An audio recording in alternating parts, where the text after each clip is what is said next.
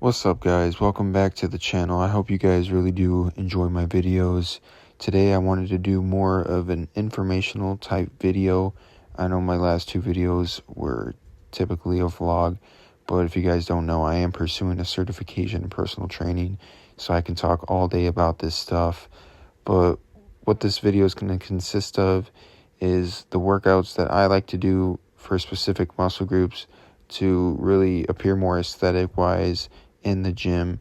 I love bodybuilding, but one of the things I started the gym for was to appear more aesthetic and look better taking my shirt off. So in today's video, I'm really going to address what I do to really get a good aesthetic. And the three main muscle groups I like to do are my delts, my chest, and my back. I know Alex Eubanks did this video a while back, and it inspired me to make this type of video. So I'm going to be showing you guys what types of workouts that I like to do for my chest to really get that good physique, aesthetic look, as well as my shoulders and my back. So without further ado, let's get right into the video. Now the first thing I like to do, I'm going to start with chest. What I like to do is I like to warm up with dips. I usually just go one set till failure to really get my chest activated, as well as my front delt and my triceps, which are going to be utilized when I do bench. So I like to get those warmed up, and again, I just do one set till failure. And that's when I go right in to the seated pec deck fly. This allows for good isolation on your pectoral muscles, gets really good blood flow straight to that chest, and gets that, I don't know how to explain to you guys in layman's terms, but that good separation in between your chest that really makes you appear more aesthetic and gets more definition. When you get that, your chest just appears larger. So with this, I like to typically go 3 sets of 10 to 12 reps at a decent weight. And that's when I'm going to go straight into my flat bench barbell press. This is a great compound movement to start chest. I know everyone does bench, but it really incorporates your front delt, a little bit of your triceps, and the main muscle group, your chest. This is good for progressive overloading, which, if you guys don't know what that is, it's introducing your body to an even heavier weight that it can handle, so it knows, I don't like that weight. So next time I do it, I'm going to make sure that I'm fully prepped to hit that weight better.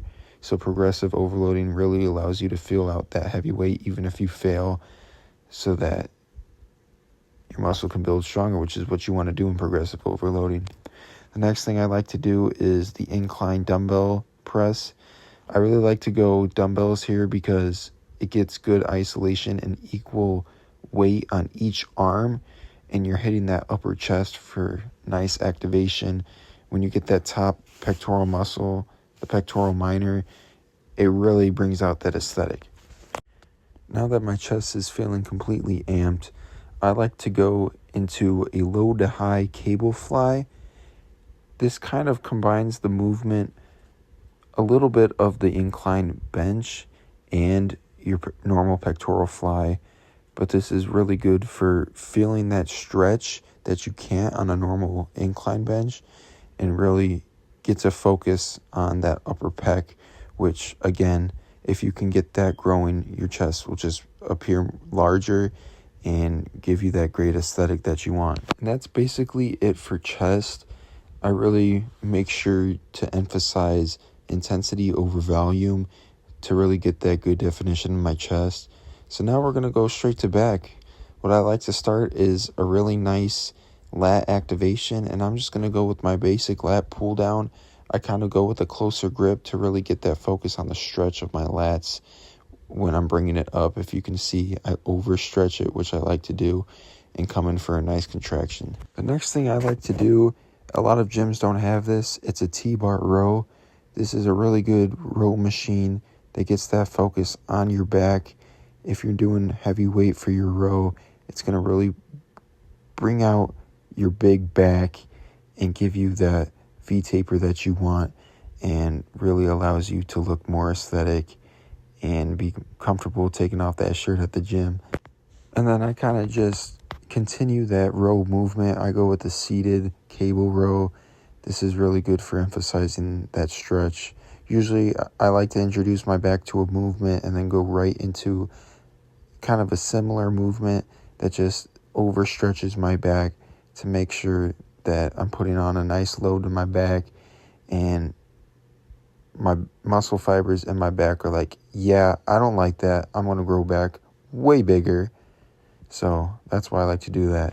And basically, I'll just finish my back workout with a seated row, a single arm row perhaps, just to really, get good isolation on each individual lat while still being under the same amount of weight. This is going to provide a good emphasis on overstretching each lat. I know I'm kind of swinging in this video. Make sure you're not doing that. I was kind of just warming up, but you get the idea. Make sure it's a slow stretch and a fast contraction for optimal gains on your back. But that's basically it for my back.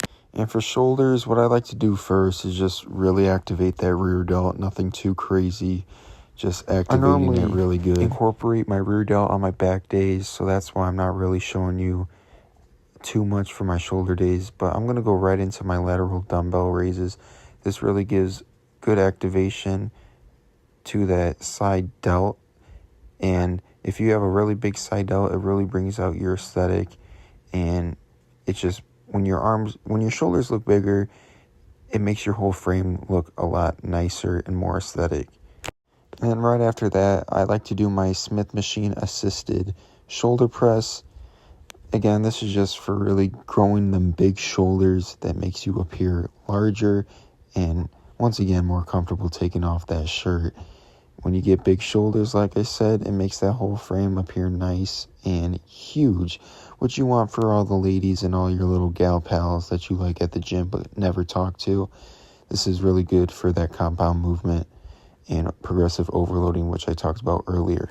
And then once again, for more of an isolation on each shoulder, I like to do my dumbbell shoulder press.